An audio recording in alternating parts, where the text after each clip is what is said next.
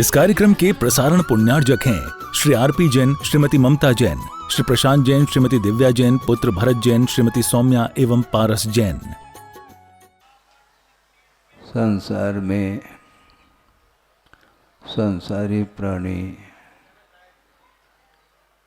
जो दुख का अनुभव कर रहा है उसका मूल कारण क्या है? क्योंकि कारण की ओर दृष्टि जब तक नहीं जाती है तब तक हम दुख से निवृत्त नहीं हो पाएंगे। दुख से निवृत्ति पाने के लिए जिन कारणों से दुख उत्पन्न होता है उन कारणों से अपने आप को ऊपर उठाने का प्रयत्न करना चाहिए। और संसारी प्राणी दुख से तो डरता है किंतु कारणों से उसको डर नहीं है। हाँ, कारणों से डर होना चाहिए। किससे दुख उत्पन्न होता है इसका परिज्ञान होना चाहिए। 5 पाप के माध्यम से ही दुख का अनुभव होता है, क्योंकि 5 पापों के माध्यम से पाप कर्म का अर्जन होता है और उसका उदय जो होता है वह भिन्न भिन्न निमित्तों को लेकर के उदय को प्राप्त होता है। उसका यदि पाप कर्म का उदय आ जाए तो आप पालन नहीं कर पाओगे। मान लो भयानक कोई रोग हो गया है और आपके द्वारा पालन करने से उसकी रक्षा हो सकती है क्या? पालन करने का निषेध नहीं करना चाहिए, क्योंकि एक दूसरे के प्रति उपकार का भाव रखे बिना हम अपने परिणाम को उज्जवल नहीं बना पाते। किंतु एक दूसरे के प्रति उपकार का भाव रखते हुए भी हमें ये नहीं समझना चाहिए कि मैं इसको बचा रहा हूँ। डॉक्टर भी बचा नहीं पाएंगे। छड़ाला में आप लोग पढ़ते हैं क्या? नहीं, मणि मंत्र तंत्र बहु होई और मरते न बचावे कोई। संभव नहीं है बचाना, क्योंकि जिसका जन्म हुआ है तो वह कालांतर में जब आयु कर्म का क्षय होने को हो जाता है तो वह मरणासन्न हो जाता है। कितने भी आप उपचार आदि करें तब भी उसको बचा नहीं सकते हैं। इसलिए मैं बचा रहा हूँ ऐसा भाव ये अहंकार का भाव माना जाता, ऐसा नहीं होना चाहिए। क्योंकि जिसका पुण्य कर्म का तीव्र उदय आया है तो आपके नहीं बचाने पर भी उसकी रक्षा हो रही है, क्योंकि देवलोग आकर के भी उसकी रक्षा कर सकते हैं। शापानुग्रह शक्ति प्रभावः, इस प्रकार यह विषय आता है। तत्वासूत्र ग्रंथ में उसकी टीका ग्रंथ में बात लिखी है। अभिशाप देने की क्षमता और वरदान देने की क्षमता, इसका नाम प्रभाव कहा है। तो यहाँ पर मनुष्य पर्याय में कोई व्यक्ति जी रहा है और उसका कोई कर्म का उदय आ सकता है, उपसर्ग आदि हो सकते हैं। उनको दूर करने के लिए वहाँ से देवगण आकर के उसकी रक्षा कर सकते हैं। वह रक्षा क्यों कर रहे हैं? वह रक्षा कर रहे हैं ऐसा एकमात्र व्यवहार की भूमिका में कहा जाता है, उसका निषेध नहीं। किंतु जब तक तीव्र पुण्य का उदय नहीं होगा तो कोई भी रक्षा नहीं कर सकता। जब तक पाप कर्म का उदय है तो वातावरण निर्मित नहीं हो पाएगा उसके लिए, सुख उत्पन्न कराने के लिए। तो ये अर्थ ये है कि वस्तुतः कर्म के अधीन ही सुख और दुख का संवेदन होता है। इसलिए संसार से ऊपर उठने के लिए किए गए जो पाप हैं उन पाप का परिमार्जन करना चाहिए, क्योंकि महाराज हमें वर्तमान में तो किसी का मैं पाप नहीं कर रहा हूँ, ऐसा कोई कह सकता है, किंतु अतीत में जो किया हुआ पाप है वह किसी भी समय वह उदय में आ सकता है। मान लो पुण्य कर्म के उदय से संपदा मिल गई है, और संपदा का मिलना अलग है, किंतु उसका उपभोग करने के लिए निरोगी काया भी आवश्यक है।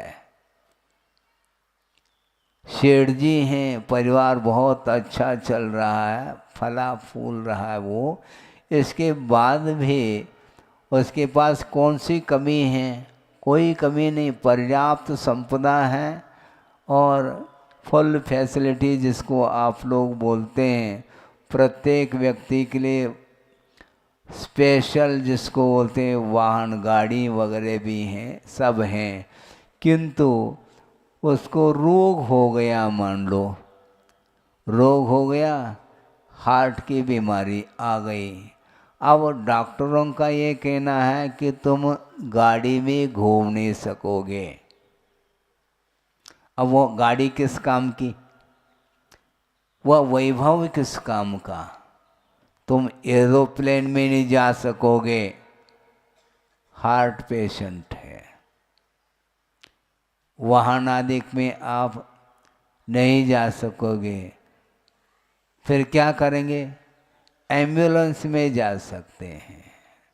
हाँ, उसका भाग्य इतना ही है, एम्बुलेंस में आप जाओ हॉस्पिटल तक, इसके अलावा वह उसका पुण्य फल नहीं रहा है। संपदा का मिलना अलग है, किंतु उसका उपभोग करने के लिए निरोग काया भी चाहिए। मान लो जन्म से अंधा है, वैभव पर्याप्त है, वह किस काम का? मुझे बताओ आप। जन्म से अंधा हो सकता है, जन्म से गूंगा हो सकता है, जन्म से बहरा हो सकता है, और विकलांग हो सकता है।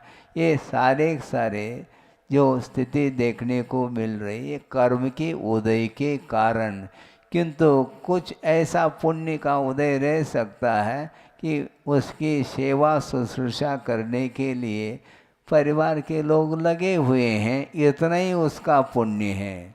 और उस बीच में और कोई भी भयानक रोग आ गया तो कोई भी उसको बचा नहीं सकता है। इसलिए जन्म मरण के द्वारा संसारी प्राणी वह प्रतिदिन दुख का अनुभव कर रहा है। जन्म मरण से ऊपर उठना है, ये ध्यान रखें। जन्म सबको आनंददायी होता है, ये समझे। मरण किसी को भी इष्ट नहीं है, किंतु आचार्य कहते हैं जिसका जन्म हुआ है अब उसका मरण अनिवार्य है। देवगति में रहने वाले जो देव हैं उनको अमर की संज्ञा दी है। उनको क्या कहते हैं? अमर। तो मरते नहीं है क्या वो? उनका अवसान नहीं होता है क्या?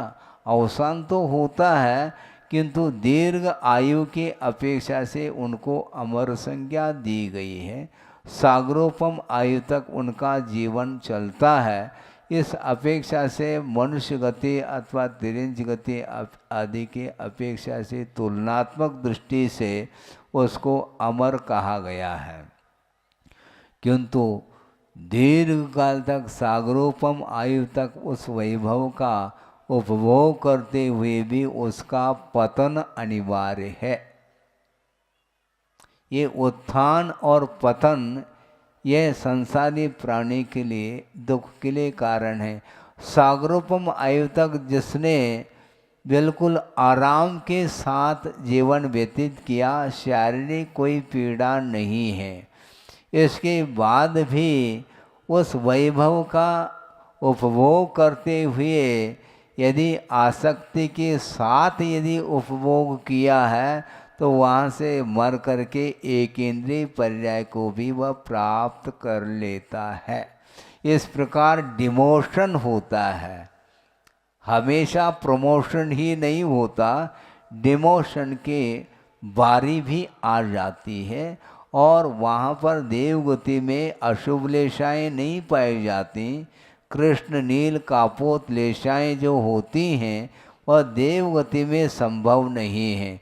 किसी अपवाद के अपेक्षा से कोई वर्णन आया हो तो उसकी मुख्यता नहीं है। देखिए वहाँ पर उत्पन्न होने के उपरांत पीत, पद्म और शुक्ल लेशाएँ, तीन ही लेशाएँ पाई जाती हैं और ये शुभ लेशा मानी जाती हैं, किंतु पीत लेशा की तीव्रता के कारण वह एक इंद्रिय का भी बंद कर रहा है। आप सोचो, यहाँ पर एक सम्यक दृष्टि है और कृष्ण लेशा हो सकती है, सम्यक दर्शन क्षायिक भी हो सकता है, किंतु वह किसी भी प्रकार से एक इंद्रिय आदि क्षुद्र पर्याय का बंद नहीं कर सकता। और वहाँ पर मिथ्यात्व गुणस्थान में शुभ लेशा के साथ जीवन व्यतीत कर रहा है, किंतु आसक्ति के फल स्वरूप उसका पतन हो रहा है। इसलिए आसक्ति पूर्वक विषयों का उपभोग नहीं करना चाहिए, क्योंकि विषयों का आलम्बन लिए बिना हमारा जीवन नहीं चल सकता। ये बिल्कुल ठीक है, आहार लेना पड़ता है, लेना ले लो, किंतु इसको क्या मान करके ले रहे हो? जीवन निर्वाह के लिए उसका आलम्बन लिया जाता है। कि एक बोलते ना आप लोग कि जीवन जीने के लिए आहार को ग्रहण कर रहे हैं, क्या आहार ग्रहण करने के लिए जीवन जी रहे हैं? क्या है ये? जीवन जीने के लिए आहार की आवश्यकता है, लें आप, किंतु उसमें राग की मात्रा यदि ध्यान नहीं है तो आप भले ही अल्प मात्रा में ले लो, इससे कोई प्रयोजन नहीं, किंतु आसक्ति पूर्वक यदि ग्रहण किया जाता है तो उसके माध्यम से राग की अति होने के कारण वह ऐसे ऐसे पाप कर्म का बंद कर लेता है, उसको नियामक रूप से भोगना ही पड़ता है, उसमें परिवर्तन संभव नहीं है।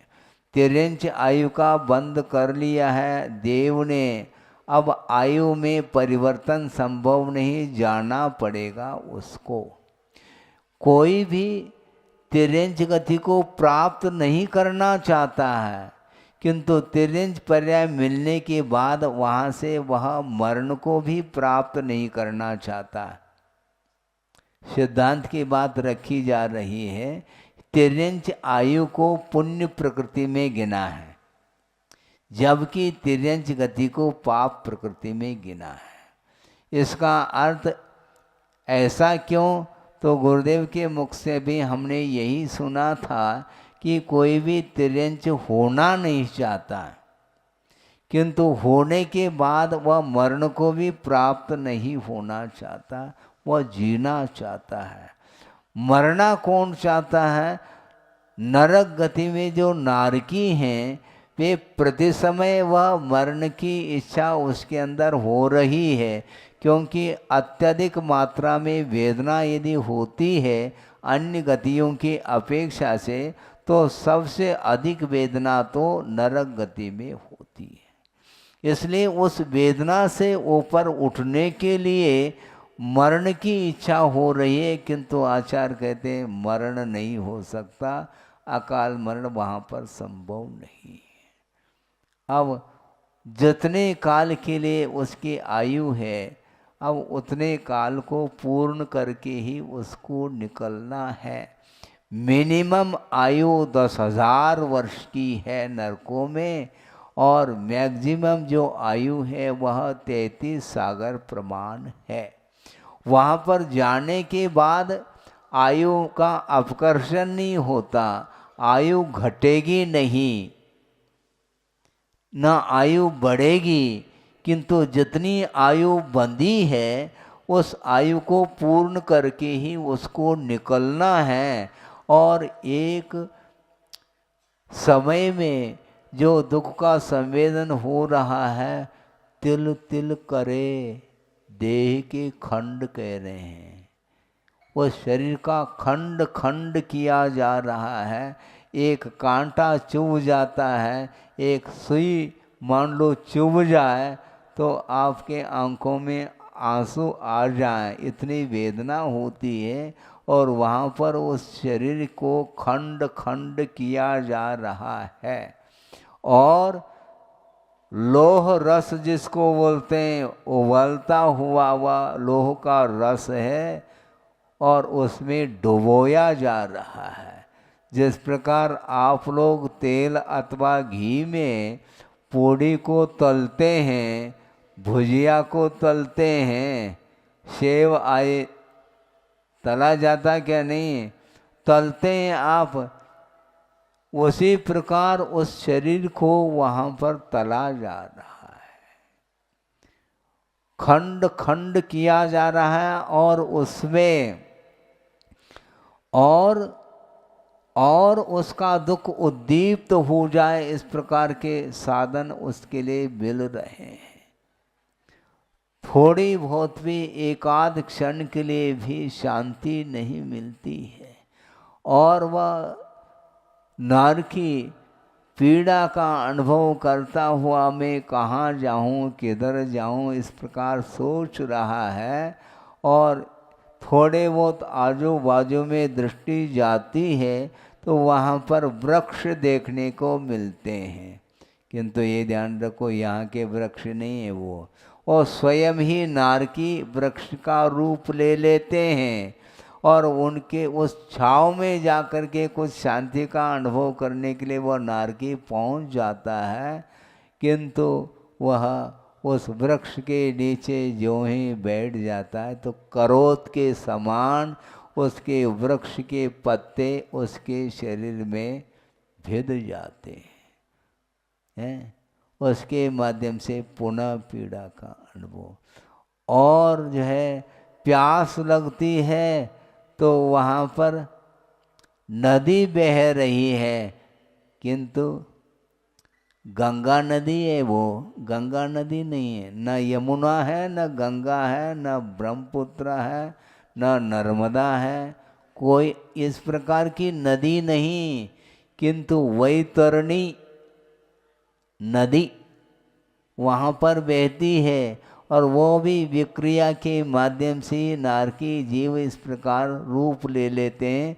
और वहाँ पर जा कर के कोई जिसे प्यास लग आई है, प्यास बुझाने के लिए, गर्मी को शांत करने के लिए वहाँ पर पहुँच जाता है। और पहुँचते ही उसके हाथ पैर आदि जो है गल जाते हैं, खारा पानी है वो। सोचो, मतलब कोई भी उसके लिए अच्छाई नहीं मिलेगी। ये महाराज इसमें तो ऐसा लगता सुनने में इतनी पीड़ा हो रही है तो वहाँ पर कैसे सहन करते होंगे, ऐसा कौन सा पाप किया होगा उसी को पूछो। क्योंकि संसारी प्राणी जब विषयों में डूब जाता है उससे उसको ख्याल ही नहीं कि इसके माध्यम से कौन सा परिणाम निकलने वाला है। परिणाम की ओर दृष्टि नहीं, उसकी आंख मूंद करके वह पाप करता ही चला जाता है, दूसरे को सताता चला जाता है, दूसरे को दुखी बना करके जिसको सुख का आनंद का अनुभव हो रहा है उसको आचार्य कहते हैं इससे बढ़ कर के और कोई भी रौद्र ध्यान का परिणाम नहीं हो सकता।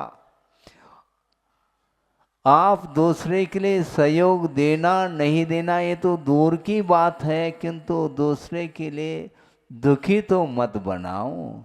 संसारी प्राणी को जो सुख होता है वह अपने आप में सुखी नहीं रहता, दूसरे को दुखी देख करके वह सुख का अनुभव करता है। वैसे देखा जाए चाहे वह शेठ जी हो मतलब अरबपति हो अथवा आज मजदूरी करके कोई जीवन यापन करने वाला सामान्य व्यक्ति भी क्यों न हो, भोजन करने की अपेक्षा से पावर आटा ही चाहिए उसको। ऐसा थोड़ी है कि जो अरबपति है वो बोरी की बोरी गेहूँ उसको लग जाता है एक दिन में, ऐसा कुछ है क्या? नहीं, वो अरबपति है। हाँ, कितना खाते हैं वो, पानी कितना पीते, उसके लिए भी जग भर पानी चाहिए। जग का पानी नहीं चाहिए। जग अर्थात संसार पूरा विश्व होता है? और जग अर्थात ये जग होता है। जग में पानी रख लिया बस उतना पर्याप्त है। घड़ों घड़ों से पानी पिएगा क्या? वो हाथी के लिए आवश्यक है, तुम हाथी तो हो नहीं।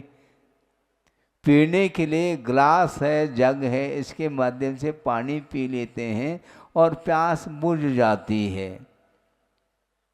किंतु चाहे वह अरबपति हो चाहे कोई पति हो, इसके उपरांत भी ये जो आसक्ति है और उसके माध्यम से उसको जो सुख का अनुभव हो रहा है वह तुलनात्मक दृष्टि से मेरे पास इतना वैभव है उसको ले करके उसको खुशी का अनुभव है। केवल मानसिकता। वह संपदा तिजोरी में बंद है और मान लो वह सेठ जी बाजार पहुंच गया है, जेब में एक पाई नहीं है, कुछ खरीदना चाहता है तो खरीद पाएगा क्या? वो दुकानदार कहता है पहला पैसा ले आओ, मैं सेठ जी हूँ, रह आओ तुम अपने घर में। तुम अपने घर में रहो, सेठ जी हो, यहाँ पर तो तुम्हें दाम के बिना माल हम दे नहीं पाएंगे, पहला दाम दे दो। फिर एक हाथ से दाम लेता है, दूसरे हाथ से उसको माल दे देता है और जाइए आप। अर्थ क्या है? वो अरबपति हो खरबपति हो वह रह सकता है, किंतु वर्तमान में उसके जेब में 1 टका भी नहीं है, तो वह 1 कौड़ी का नहीं वो समय। ये बात अलग है, उधार दिया जा सकता है, क्योंकि आप विश्वास है ये अरबपति भैया ये ग्राहक को हमें लौटाना नहीं है, क्योंकि ये चला जाएगा तो हमारी दुकान कैसे चलेगी। इसलिए विश्वास पात्र मान करके वो देता भी है, ये अलग वस्तु। किंतु वस्तु तो बिना धन संपदा के कोई भी वस्तु मिल नहीं सकती है। तो वस्तु तो भोगने में वस्तु कितनी आ रही है।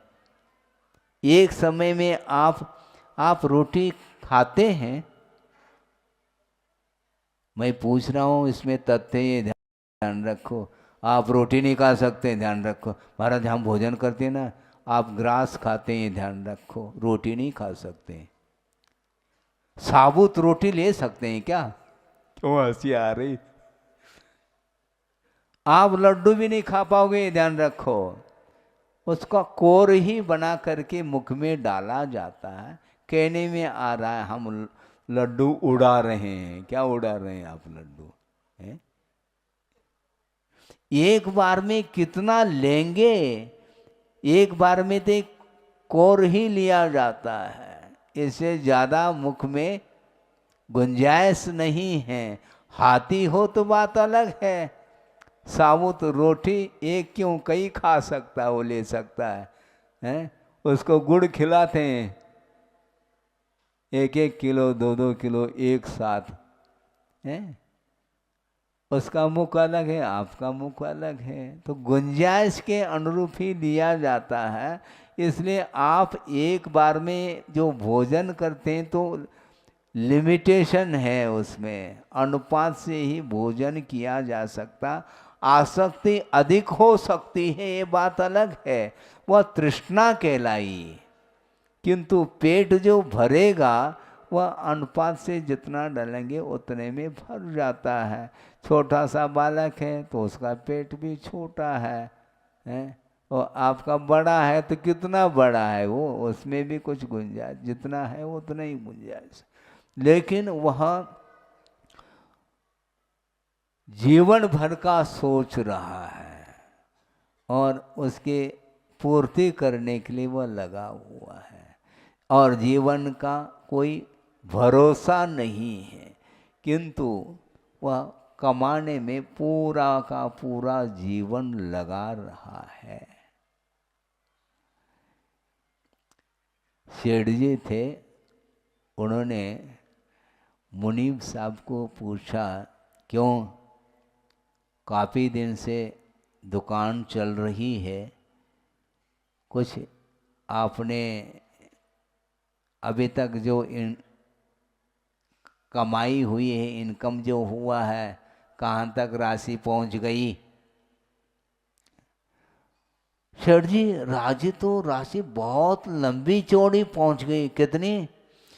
इस संपदा के द्वारा तुम्हारी 21 पीढ़ी भी, हाँ, बिना कमाए आराम के साथ उनका जीवन चल सकता है, इतनी संपदा एकत्रित हुई है। अच्छा, लेकिन 22वीं पीढ़ी, हाँ, उसकी चिंता होने लगी। एक पीढ़ी तो वो पूरा जीवन उसका तो वृद्ध हो चुका है वह सेठ, इसके उपरांत उसको जाना है कुछ ही महीनों में, कुछ ही सालों में। इसके उपरांत 21 पीढ़ी बिना दुकान चलाए, बिना व्यापार किए, आराम के साथ बैठ करके वह 21 पीढ़ी तक संपदा का उपभोग वह कर सकते हैं। इसके उपरांत भी 22वीं पीढ़ी की बात आ रही है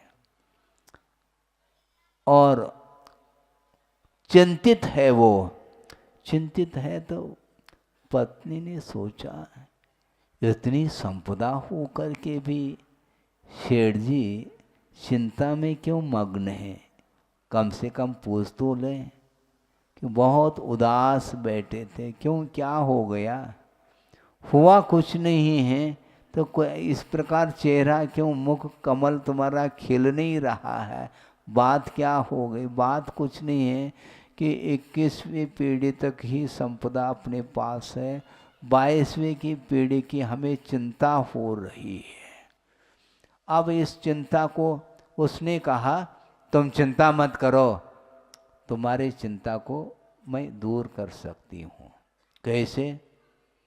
कैसे मत पूछो, तुम चिंता छोड़ दो, तुम मेरे नाम से कर लो, मैं कमा करके तुम्हारी चिंता को मिटा सकती हूँ मैं। अच्छी बात है, उसके नाम से कर दिया, सब पूरी प्रॉपर्टी उसके पत्नी के नाम से कर दी। अब पत्नी क्या कर रही है? प्रतिदिन धर्म की आराधना कर रही है और दान आदि के माध्यम से वो धर्म की आराधना, पुण्य का अर्जन वह कर रही है। तो सेठ जी ने सोचा, तुम कमा रही है क्या गमा रही हो? तुमने तो कहा था कि तुम चिंता मत करो, मैं कमा लूँगी, तो तुम कहाँ कमा रही हो? चिंता नहीं करो, ज़्यादा चिंता करने से ठीक नहीं है, बीमार पड़ जाओगे। और उसने सोचा इसकी चिंता दूर नहीं होगी, कोई बात नहीं, ऐसा कर लो, ये पाव भर जो चावल है और उसको ले करके तुम चले जाओ। कहाँ पर? ये बाहर जो है ना, शहर के बाहर जो है कुटिया है, वहाँ पर साधु रहते हैं, उनको दे करके आओ, थोड़ा दान करना भी तो सीखो। पत्नी ने कहा, अच्छी बात है। वो पाव भर चावल लेकर के गया और वहाँ पर साधु जी बैठे थे कुटिया में, जा कर के कहा, बाबा जी चावल लेकर के आया हूँ, आप ले लो और अपने भूख को शांत कर लो। साधु जी ने कहा कि सेठ जी, मुझे चावल की आवश्यकता इसलिए नहीं है, अभी अभी मैं भोजन करके बैठा हूँ और कल की मुझे कोई चिंता नहीं है, मुझे कल की चिंता नहीं है और शाम के लिए भी कुछ बचा हुआ है, इसलिए शाम को खा करके हम शांति के साथ सुख की नींद हम ले रहे हैं। हमें आपके चावलों की कोई आवश्यकता नहीं, वापस लौटा दिया है। लौट करके आ गया और फिर पत्नी ने पूछा, क्यों, क्या बात हो गई? चावल क्या तुमने खा लिया क्या? नहीं, कहाँ खाया हूँ, इस डिब्बे में वापस ले करके आया हूँ। क्यों? उन्होंने कहा वो बाबा जी ऐसे थे कि सही मायने में वही बाबा जी हैं। हम तो बब्बा बन गए हैं लेकिन बाबा जी नहीं बन पाए। हम वृद्ध 80 साल के हो गए हैं, इसके उपरांत भी हमारे जीवन में बाबा जी बनने का सौभाग्य नहीं बना, हम बब्बा तो बन गए। क्यों, क्या बात है? उन्होंने ये कहा कि हमें कोई आवश्यकता नहीं, हम भोजन करके हम प्रभु के भजन करने में हम लग गए, हमें कल की चिंता मुझे आज नहीं है। तो बात समझ में आ रही क्या नहीं? पत्नी ने कहा, हमें बात समझ में आ गई।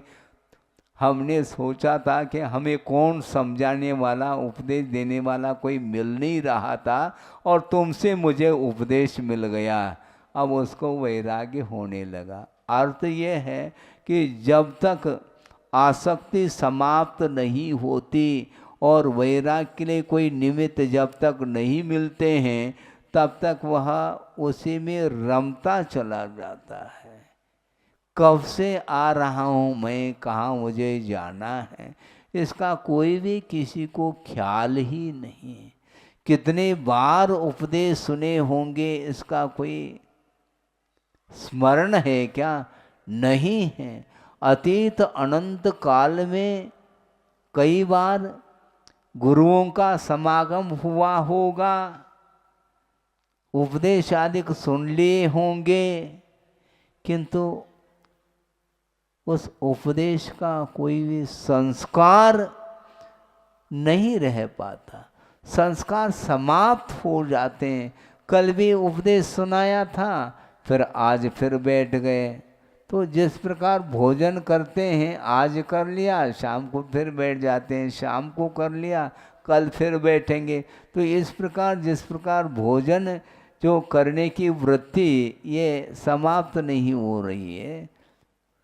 भूख मिटती नहीं, तात्कालिक भूख मिट गई ऐसा लगता है, पुनः भूख लग जाती है कर्म के उदय में। उसी प्रकार अतीत अनंत काल में कितने बार उपदेश सुना होगा, किंतु उपदेश सुनने के उपरांत भी उसका पतन अभी तक होता आया है। इसलिए हमने ये कहा था कि जहाँ पर अशुभ लेशा नहीं पाई जाते, ऐसे स्वर्गादिक में वहाँ पर इतनी संपदा, इतना वैभव, इतनी विलासता का अनुभव करके भी वह एक इंद्रिय पर्याय को प्राप्त कर रहा है। हमने एक दिन कहा था मिनिमम कितनी देवांगनाएं होती हैं? 32 कम से कम। इससे अधिक अधिक तो करोड़ों की संख्या में है। और सारी वो देवांगनाएं यदि विक्रिया बना लें तो फिर तो बहुत लंबी चौड़ी संख्या होगी। उन सबके साथ वह एक देव संबंध कर रहा है। सोचो, विचार करो। इसके उपरांत में ज्यों पावक में घी डाला। अग्नि में घी डालने से कभी भी अग्नि बुझेगी नहीं, प्रत्युत वह और उद्दीप्त होती चली जाती है। उसी प्रकार दीर्घ काल तक इस प्रकार भोग का अनुभव किया है। अरबों में संख्या पहुंच गई, सोचो। और एक के पीछे इतनी देवांगनाएं हैं। इसके उपरांत भी वह अग्नि, विषय की अग्नि शांत नहीं होती। इसलिए इस प्रकार के वर्तमान युग आदि ग्रंथों का कम से कम आप लोग स्वाध्याय किया करो। वहाँ पर 63 सलाह का पुरुषों का अथवा महापुरुषों का जो जीवन वृत्त है, उसके बारे में थोड़ा बहुत तो अध्ययन करो। इसके उपरांत भी उस वैभव को उन्होंने जीर्ण तृण के समान समझ करके वन की ओर राह पकड़ ली उन्होंने। और आपके पास कितना वैभव है? कितना है मुझे बताओ? है कुछ? उसकी तुलना में कुछ है? नहीं है महाराज। फिर भी ताला लगा करके बंद रख रहे हैं उसको। इस कार्यक्रम के प्रसारण पुण्यार्जक हैं श्री आरपी जैन, श्रीमती ममता जैन, श्री प्रशांत जैन, श्रीमती दिव्या जैन, पुत्र भरत जैन, श्रीमती सौम्या एवं पारस जैन।